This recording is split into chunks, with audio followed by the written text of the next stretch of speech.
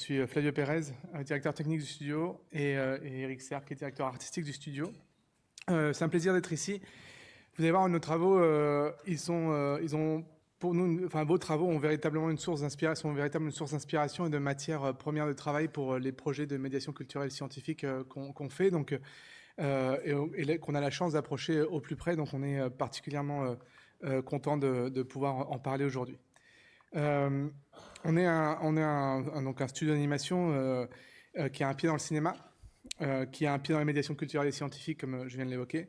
On a la tête dans la R&D quand même avec la création d'outils originaux, avec une particularité qui s'inscrit dans notre démarche ESS aussi, qui est que tous les outils qu'on développe sont libres. Donc tout ce qu'on développe depuis 10 ans pour le cinéma sont des outils qu'on réutilise ensuite pour les musées, pour les documentaires, et qui sont partagés en ligne. Et c'est une société qui a fait le choix dès le départ d'une réflexion sur le modèle social et qui s'est constituée en scope. Donc on est une coopérative où les associés sont les salariés de la société. On vient de fêter nos 10 ans, pour info, et on crée toutes les images et dispositifs interactifs en interne. Donc on fonctionne sur une méthode de projet, comme pour le cinéma, où on travaille avec beaucoup d'intermittents du spectacle qui sont aussi associés du studio et qui viennent en fonction du projet avec les meilleurs profils pour un projet donné. Bon, pour le cinéma, voilà, c'est les films qu'on a eu l'occasion d'accompagner ces 10 dernières années. Alain n'est pas obligé est présenté dans 2 semaines au Nestor Burma en avant-première et arrivera en mars dans les salles, pour info. Mais c'est un savoir-faire qu'on a eu envie d'apporter ensuite dans le monde de la médiation culturelle et scientifique. Enfin, ensuite, en fait, dès le départ, quasiment la première année du studio, on a commencé à travailler sur des projets de médiation. On a eu la chance de travailler avec beaucoup de partenaires et de super projets, des clients incroyables et qu'on a eu qu'on a croisé dans notre chemin. Et aujourd'hui, on nous a proposé d'évoquer la visualisation des données scientifiques et la relation plus générale entre art et science. Donc, on va rapidement vous présenter 3 de ces projets. Le premier, c'est un projet multiformat avec 2 documentaires pour Arte de Mariam Kramer et Jérôme Bouvier, une exposition au Musée des Confluences en 2016 autour d'une expédition en Antarctique montée par Luc Jacquet, avec qui Eric avait travaillé sur Il était une forêt. Donc pour ceux qui ne connaissent pas ce projet, je vous recommande vraiment ce très très beau film. Cette fois-ci, les protagonistes, c'était Laurent Balesta et Vincent Munier, photographe animalier et plongeur de leur état. Et comme beaucoup de projets, on a ensuite été confronté à des enjeux de cartographie. Et donc c'est sur cet exemple-là que je vais vous évoquer un peu le parcours d'une carte dans le studio et comment on mélange les données utiles. La première image qu'on a créée, c'est celle-ci pour ce projet. Alors, on a utilisé des cartes qui représentent des altitudes et des continents et les profondeurs sous-marines, hein, des cartes d'altimétrie, des cartes de bathymétrie. Et cette carte, elle est assemblée à partir de données issues de la mission SRTM de la NASA et GEPCO, qui représentent des océans déjà aussi modifiés par nos soins. Cette carte, elle nous permet de déformer sur une surface, sur une sphère, la Terre pour faire en fait un globe 3D précis et réaliste, d'accord ? Mais comme vous le savez sans doute, pour représenter à plat une forme sphérique, il faut faire des choix de projection. Et là, on va avoir déjà aussi des questions éditoriales qui vont se présenter. Alors l'image, on l'avait fait sur une projection dite équirectangulaire, la plus simple mathématiquement, très utile comme projection technique, hein, mais qui représente très mal l'épaule notamment. Et ça tombe mal pour un film qui parle d'épaule, de très mal représenter l'épaule. D'ailleurs, on est tellement habitué au Mercator qu'on a l'impression que le nord ici est tout écrasé. D'accord, pour ceux qui ont beaucoup la carte du Groenland notamment en tête. Et le sud nous choque moins, mais on n'est juste pas habitué à voir le sud, je pense. et ça, c'est un autre problème. Ça, c'est les Mercator, d'ailleurs, le fameux, qu'on retrouve très traditionnellement dans nos représentations. Et on voit comment les latitudes n'ont pas la même longueur en fonction de l'éloignement de l'équateur, d'accord ? Et là, on visualise, on a l'impression que l'Antarctique, c'est une sorte de bande massive de glace en bas de la carte. Et c'est très dur de se représenter la forme de l'Antarctique quand on montre une carte comme ça, forcément. Alors, on pourrait avoir des exemples de projections. Il y a des projections, il y en a des centaines et des centaines qui ont été créées. Celle-ci, elle s'appelle Fuller, par exemple.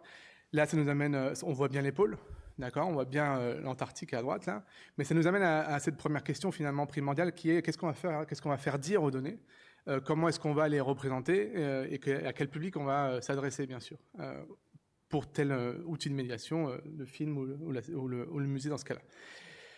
Elles peuvent être scientifiquement justes, mais trop difficiles à lire, ou elles peuvent être trop artistiques et plus assez correctes. D'accord ? Donc il faut arriver à trouver une balance utile. Il va falloir faire des choix. Et ces choix, ça peut être aussi une forme de trahison dans les données, parce qu'il y a des choix éditoriaux. Si on ne représente plus les données brutes, c'est qu'on les a filtrées. C'est la question de qu'est-ce qu'on fait de ce filtre-là et comment on le met en place. À partir de l'image qu'on a vue tout à l'heure, on a fait donc cette image-là, qui est une représentation du coup autour du pôle sud. Et on va pouvoir l'utiliser pour définir ensuite le reste du travail qu'on va avoir besoin. Et c'est le cadre, c'est à plat, hein, bien sûr, mais sur un cadre de film, on pourrait après zoomer, faire des choses comme ça. Et la première image qu'on a créée visuellement, c'est celle-là.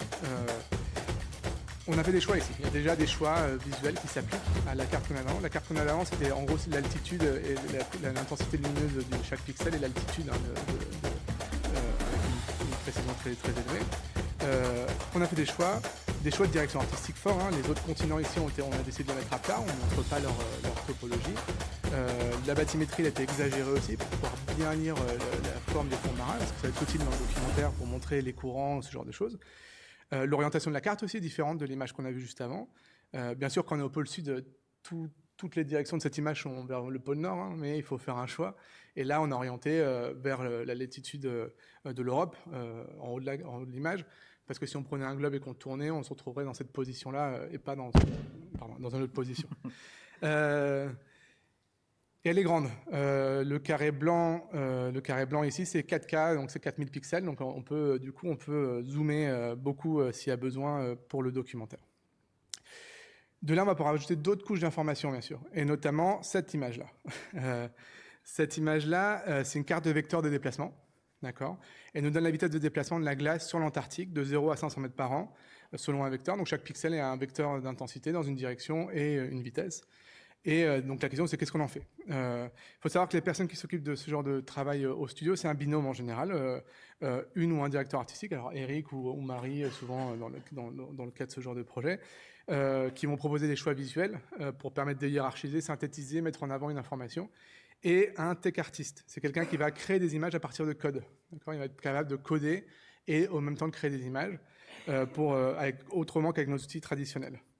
Donc, concrètement, voilà, par exemple, il y a un peu de processing pour ce projet. Et là, avec la carte qu'on vient de voir juste avant, en envoyant des particules et en faisant en sorte que ces particules puissent lire la carte qui est en dessous, on va commencer à visualiser le mouvement des glaciers sur l'Antarctique.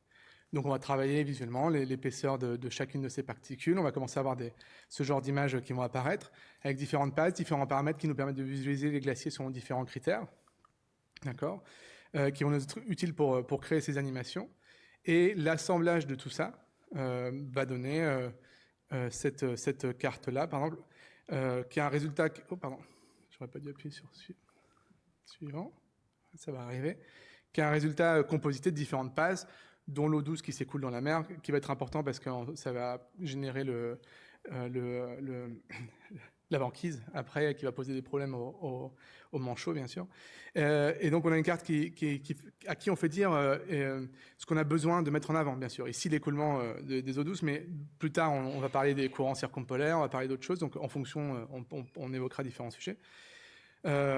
Ou peut-être juste même des repères géographiques pour expliquer où se trouve l'expédition à ce moment-là dans le documentaire, etc., etc.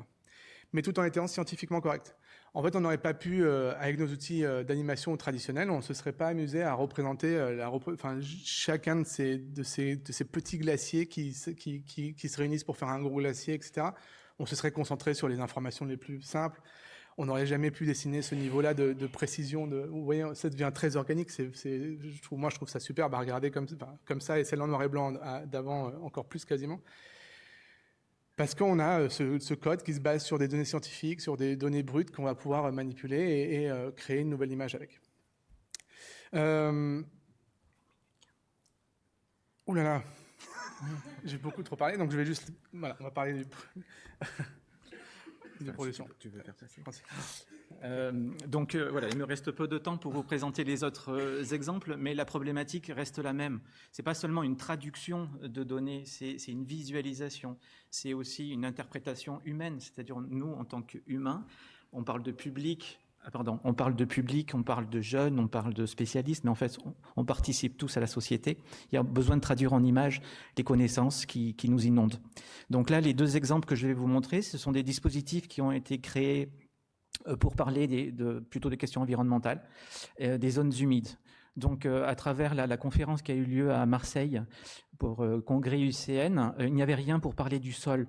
Or, voilà, nous, en tant que créateurs, on a été consultés pour inventer un dispositif en réalité augmentée qui puisse parler des fonctions de ces zones humides à destination du grand public, c'est-à-dire tout le monde, de 3 ans à 99 ans et plus.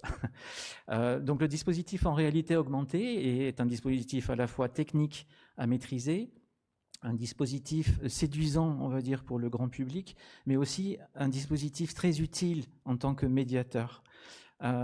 Cette technologie compile la réalité et le monde numérique. Il se crée quelque chose dans le cerveau, à vous de l'étudier, mais en tout cas, ça nous permet de voir et de comprendre certains phénomènes qui sont invisibles aux yeux ou cachés sous le sol ou dans l'eau.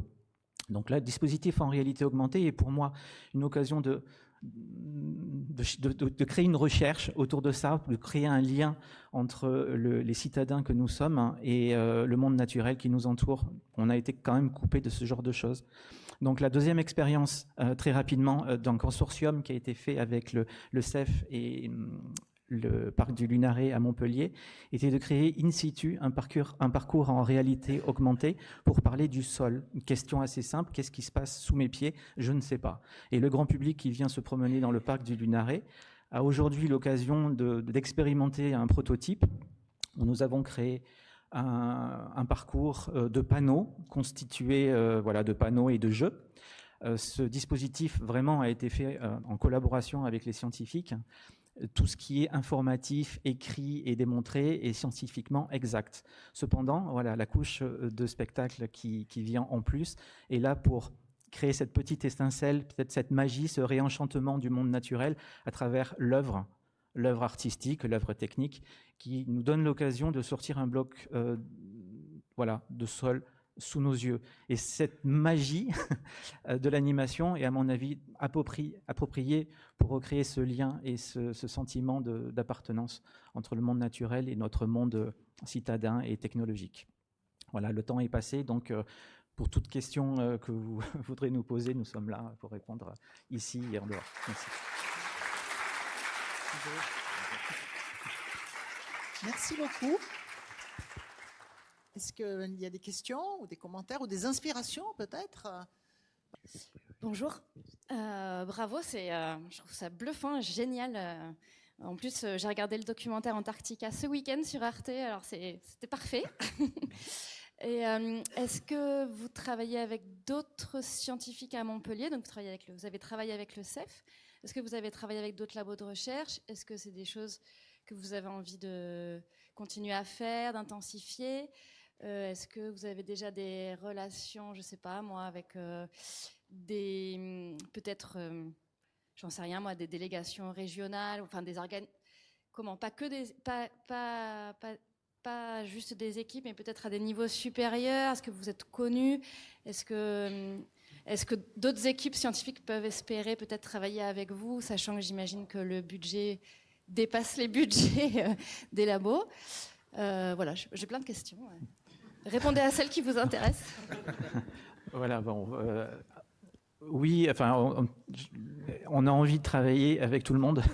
Après, voilà, des contraintes financières, mais je dirais on peut trouver des solutions à chaque problématique. C'est ça qui est intéressant, je trouve, avec ce pas vers la médiation. On pourrait faire que du cinéma. Or, pour moi, c'est une nécessité vitale d'ouvrir nos métiers, et c'était vrai depuis le début, d'ouvrir nos métiers à ces problématiques, à vos métiers et à d'autres. L'animation je dirais, est corvéable. Il faut trouver la bonne idée. Il faut qu'elle soit utile, que ce soit un gadget. Une fois que l'on a l'objectif qui est bien défini, je dirais on peut trouver les financements sur mesure. C'est-à-dire que notre studio ne peut pas accueillir effectivement tous les projets et puis avec des budgets trop minimes puisque c'est des technologies qui engagent quand même un savoir-faire et donc des collaborateurs et des collaboratrices spécialisés.